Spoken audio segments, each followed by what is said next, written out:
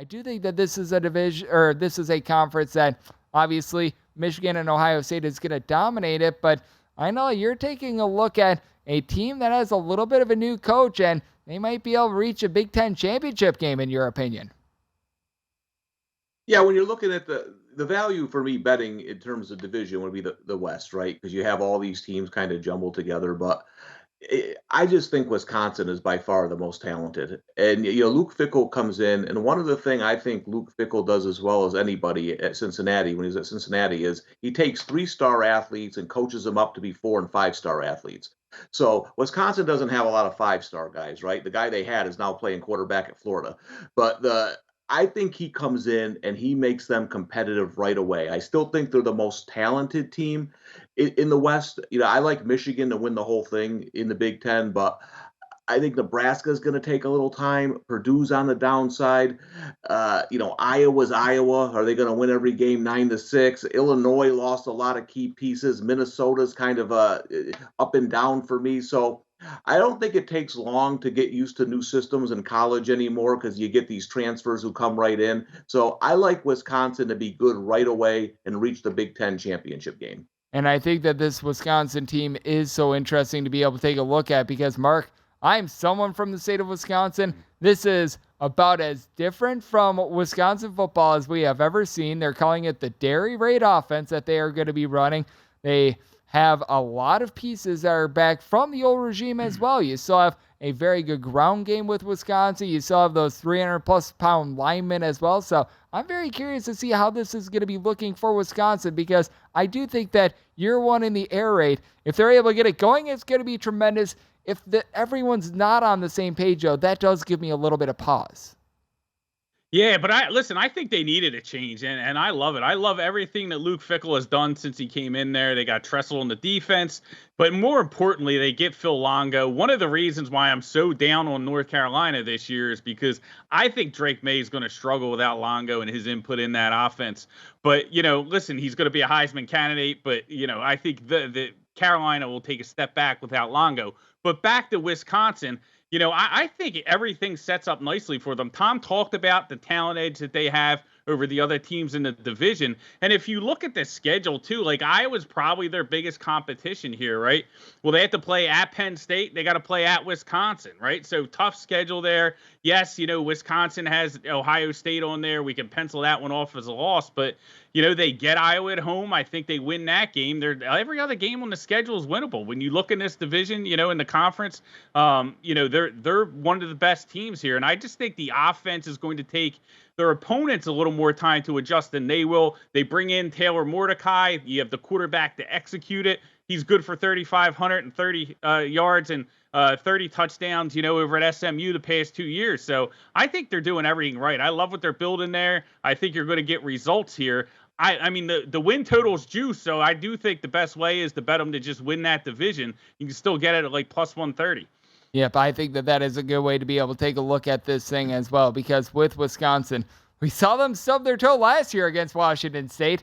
I think that they should be able to do a little bit better this year, but going to Pullman, very strange things can happen there, and that could be the make or break with regards to your win total, and obviously they could still be able to make the Big Ten title game if they lose a game like that. As joining me on the show, we've got Mark Drumheller, who does great work over at Yahoo Sportsbook, and Tom Casale, who does great work over at Action Network. And well, it was nice to be able to talk a little bit about Wisconsin. Myself being from the state, we have fulfilled my quota on the show for tonight for being able to give some love to Wisconsin. Now let's take a look at really the two big boys in regards to this conference. It's Ohio State and it's Michigan. You're going to be finding these two teams at relatively similar odds to be able to win the Big Ten. It's been a little bit back and forth depending upon which book you've been taking a look at. You're able to find in the neighborhood plus $2 on both of these teams, give or take a little bit, to be able to win the conference. Right now, Ohio State at DraftKings plus 170, plus 175 on Michigan. Then from there's a steep drop off. Out of these two teams, Tom, I will pose this to you first. Which one do you think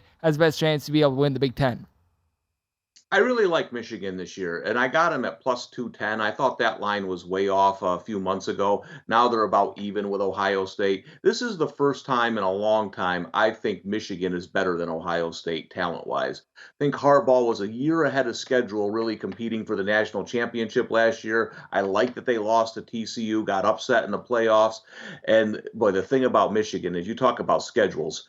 In the NFL, it's hard to look at schedules. It's easier in college because you look at Michigan's schedule and they got at Penn State and Ohio State. Those are really the only two games they could lose. They're going to be big favorites against everybody else. That's a dream schedule.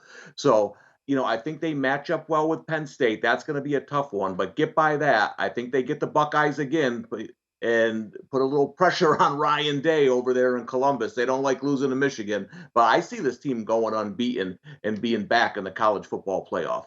I think that it's so interesting to take a look at this battle between Michigan and Ohio State. And as strange as it is to say, Michigan has more experience at the quarterback spot this year because we're always used to those Ohio State quarterbacks. We're used to CJ Stroud being there. And want to get your thoughts on this, Mark. If you had to take one of these two teams, which team would you be taking? And also follow up as well. Is there any team outside these two teams that you would be wanting to take a look at to be able to win the Big Ten?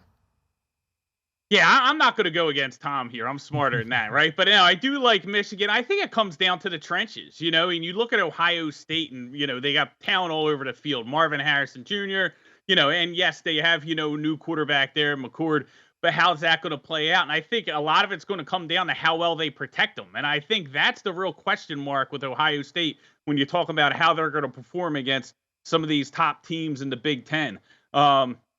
Especially Michigan. And then even Penn State, if you look at Penn State's defense, they got Chop Robinson. I love the way that they're built, off the edge. And then you have guys like Kalen King in the secondary. So they're built like an NFL team, right? They cover your big receivers and they get after the quarterback.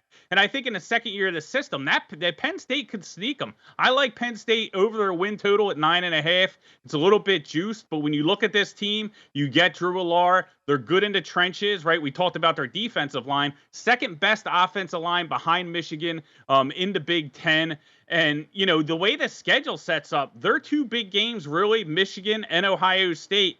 And they have, UMass before Ohio State, and then they have Indiana after Ohio State. So you don't have to worry about like a letdown or a slip up prior. They'll come in healthy. They're not going to have a letdown. They get Rutgers after Michigan. So the way those two big games are bracketed, it makes me feel that Penn State, if Allar can make those receivers better, I think they're live to steal one of those games. I don't think they can win the conference, but I do think the over 9.5 wins is certainly a play. Yes, with Penn State, I do think that they're in for a relatively big year as well. And I just take a look at the lay of the land of the Big Ten, and it is going to be so interesting to take a look at these teams. And I do think that there's a nice little middle as well. Teams like Minnesota, Nebraska, Illinois, finding their win totals between 6 and 7. These are teams that stand out to me, and I will pose this to you, Tom. Out of these three teams, is there one that you might be taking a look at to either have a good year, or do you think that it might be a little bit more of a down year? Because these are your teams that are more on the fringe of being able to make a bowl game this year. Yeah, out of those three teams, I would say Minnesota. They started a young quarterback towards the end of last year. He got hurt, but I know they're really, really high on him. He was a big-time recruit. And if you look at their schedule, I like the way it shakes out for them. So if you said out of those teams, which one could be a sleeper, I would lean towards Minnesota. I think if that's the one that nobody's talking about, could sneak in and maybe make that Big Ten title game. Yep, and I will pose the same question to you, Mark. Is there any team that is maybe outside of like the Big Four, Big Five that you could see a little bit of value on with regards to win total, or even fading them like Nebraska? I think it might take Rule a year or two to be able to get things up and running with them. Yeah, we've seen that historically with Rule, right? When he took over Baylor, they won one game their first season. He only won 2 games the first year with Temple. The fact that he's able to win anything at Temple, they should build a statue for that guy. But he's the right man for the job, but it's going to take some time in Nebraska. But, I agree with Tom, too. Minnesota, getting the Greek rifle in there at quarterback. And just like Wisconsin, they're changing their identity a little bit. They're going to try and open things up. We'll see how it goes. But if it goes well, they can catch some teams early. The Greek rifle. I absolutely love that nickname. Go to VSiN.com/subscribe to become a VSiN Pro subscriber today.